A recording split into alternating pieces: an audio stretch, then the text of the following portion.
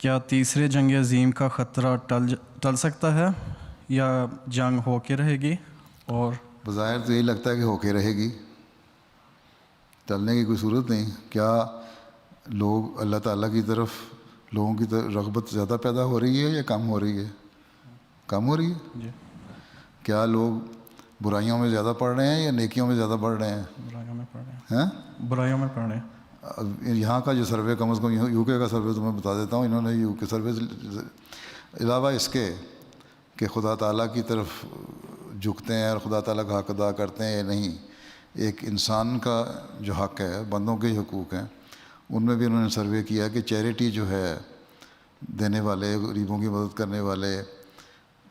ان کا خیال رکھنے والے کون لوگ زیادہ ہیں۔ تو سروے سے یہ بات ثابت آئی کہ جو لوگ مذہب کو ماننے والے ہیں نا،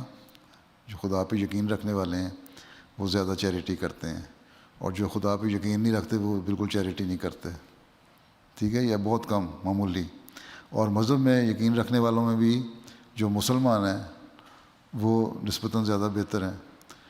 مسلمان ٹھیک ہے بہت سارے شرکوں میں مبتلا ہو گئے، غلط باتوں میں مبتلا ہو گئے، ہمارے خلاف بھی ہیں، لیکن پھر بھی بعض لوگ تو جہالت کی وجہ سے، مولوی کے کہنے کی وجہ سے، خود علم نہیں ہے اس لیے ہماری مخالفت کرتے ہیں، لیکن خدا کو، رسول کو مانتے ہیں، اس لیے خوف بھی ہے ان کے دلوں میں۔ تو کچھ نہ کچھ یہ جو ظاہری دنیاوی معیار ہے کسی چیز کو معیر کرنے کا کہ خدا کا خوف ہے کہ نہیں، وہ اس سے بھی ظاہر ہوتا ہے کہ ان کا اپنا سروے یہ بتاتا ہے کہ چیریٹی کرنے والے وہ لوگ زیادہ ہیں جو خدا پہ یقین رکھتے ہیں۔ تو اس کا مطلب یہ ہے کہ اللہ تعالیٰ کو بھول رہے ہیں، اللہ تعالیٰ کے حقوق بھی نہیں ادا کر رہے، پھر بندوں کے حقوق بھی نہیں ادا کر رہے، بلکہ ظلم کر رہے ہیں۔ ایسی ایسی آرگنائزیشنیں بن رہی ہیں جو انسانوں کو انسانوں سے لڑانے کی طرف کوشش کر رہی ہیں، ہتھیار پیدا ہو رہے ہیں، ہتھیار پیدا کرنے کی فیکٹریاں بن رہی ہیں اور نئے سے نئے ہتھیار بنانے کی کوشش کی جا رہی ہے، ٹھیک ہے، ایسے ویپنز بن رہے ہیں جو سوائے ماس ڈسٹرکشن کے اور کچھ بھی نہیں ہیں۔ تو اس قسم کے حالات میں ہم یہ کہیں نہ اللہ کی طرف توجہ، نہ اس کے بندوں کی طرف توجہ، ان کے حق دار کی طرف توجہ، پھر ہم کہیں کہ ٹھیک ہو جائے گا، تو یہ نہیں ہوگا۔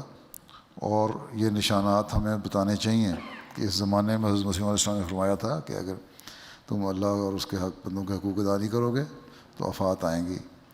جو فسادوں سے نہیں بچو گے تو آفات آئیں گی، اور جنگ بھی ان میں سے ایک آفت ہے۔ اس لیے بظاہر یہ لگتا ہے کہ جنگ ہوگی، پھر لوگوں کی توجہ پیدا ہوگی خدا کی طرف۔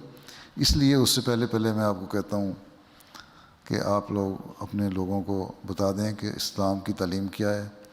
اور سچا مذہب کیا ہے، تاکہ جب ایسے حالات ہوں اس کے بعد جو لوگ بچیں ان کو نظر آئے کہ ہاں کچھ لوگ ایسے تھے جو یہ کہنے والے تھے کہ اگر تم نے خدا کو نہ پہچانا تو تباہ ہو جاؤ گے،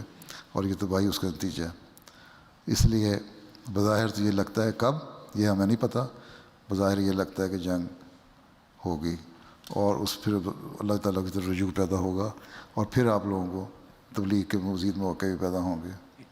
اس جنگ کے اندر کون سے ملک انوالو ہوں گے؟ مجھے تو نہیں پتہ کون سے انوالو ہوں گے، ساری دنیا انوالو ہے۔ اب ایک طرف نعرہ لگاتے ہیں گلوبل ولیج کا، بلاک تو بنے ہوئے ہیں، ٹھیک ہے،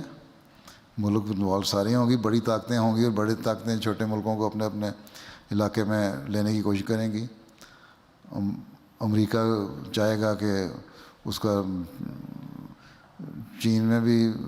رسوخ ہو اور وہاں بھی ان کو اس علاقے میں بھی ہو، اس لیے وہاں بھی بلاک بنائے گا، وہ انڈیا کے ساتھ کسی کے ساتھ اتحاد کرے، مڈل ایسٹ میں کرے،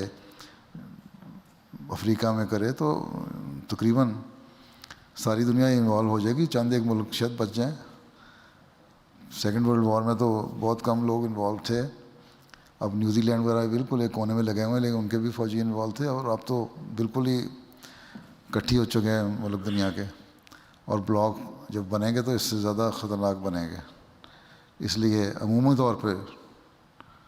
سب بڑی طاقتیں اپنے اپنے بلاک بنائیں گی اور انوالو کریں گی، چھوٹی طاقتوں کو اپنے ساتھ ملائیں گی۔